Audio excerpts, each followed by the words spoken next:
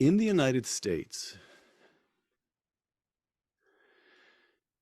we only have had, until recently in any event, but we've only had one, very broadly speaking, one political tradition, and that is the tradition of classical liberalism. Now, you can see this by contrast with Europe. In Europe, there's a much broader spectrum of political possibilities, ranging from the old monarchical right all the way over to the communist left. And along this large, large spectrum, the notion of democratic capitalism or classical liberalism is just one of the choices, so to speak. But in the United States, from the beginning, you get in the Declaration of Independence and the Constitution the assertion of individual liberties against the state. That's our founding tradition, and that is the overwhelming American political tradition. And so to be an American means, of course, there's a spectrum within that by itself from left to right, but to be an American has meant to take for granted a position that Europeans would never take for granted, that to Europeans would be one position among many in politics, and that is the notion of limited government and individual rights in this country.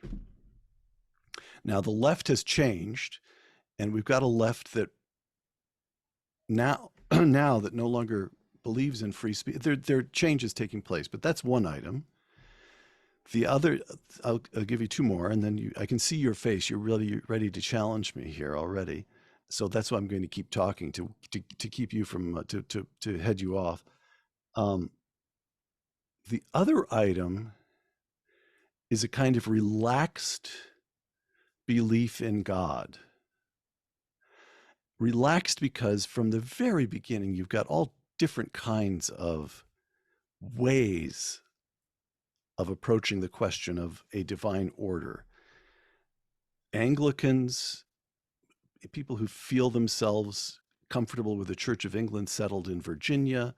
You've got two or three different kinds of Calvinist settlements in New England, and so forth. And what this means is that they learned, by the time of the American Revolution, these different colonial communities, the Catholics in Maryland, you've got the colonies are based in large measure on religious outlook or church denomination. And these people have spent more than a century learning how to get along with each other before the American Revolution even begins. And so there's a kind of relaxed in the sense that in Switzerland, Calvin ends up as a tyrant trying to enforce and then of course the wars of religion are state control of what people believe and what the religious institute, and in this country it never happens. Yet people are, broadly speaking, able to take for granted that their neighbors, though they might be Congregationalists or Puritans of various kind, or Anglicans or Catholic, that their neighbors still believe the outlook is still fundamentally Christian, with a very small presence at the beginning of Jews, but so let's call it Judeo-Christian, but pretty relaxed about it. It's there, but it's pretty relaxed.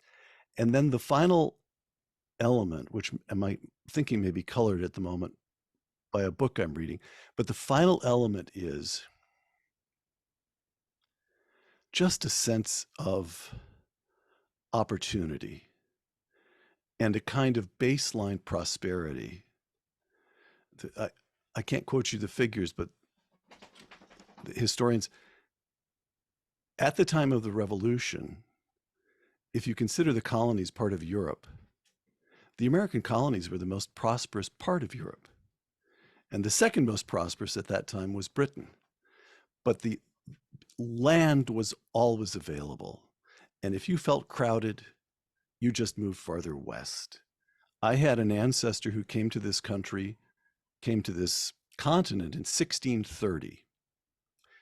and he landed. He was in the what was it called? It was the anyway. It was a fleet of the Pilgrims arrive in 1620, and my ancestor shows up just 10 years later in a fleet that comes from England. And we love this man in our family because he was put in prison for he was jailed for trading with Indians. And his solution to this problem, once he got out of jail, was just to leave Boston. He moved farther west. He's now considered one of the founders of a town in Connecticut. This notion that you can get up and move, land is available. I'm reading right now Francis Parkman's The Oregon Trail, which is an account.